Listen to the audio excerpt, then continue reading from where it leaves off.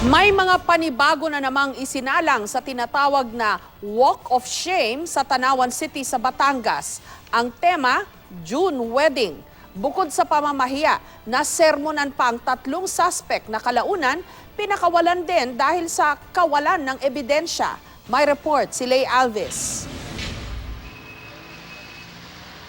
Sa harap at likuran, nagsusumigaw ang karatulang "Ako'y pusher, huwag tularan." Silang 3 bagong isinalang sa Walk of Shame campaign sa Tanawan, Batangas. June bride at groom muli ang tema ng parada. Nahuli sa isang raid ang 3 suspect. Ayon mismo kay Tanawan Mayor Antonio Halili, walang na-recover na ebidensya laban sa kanila. Gayunpaman, umamin silang tulak nga sila ng droga. Matagal na ba kayong nag-tutol? Ito na po kasi nag-isip ko ba na kailangan ko po magpapagod sa mga. Bukod sa pamamahiya sa parada, nakatikim sila ng sermon mula sa alkalde.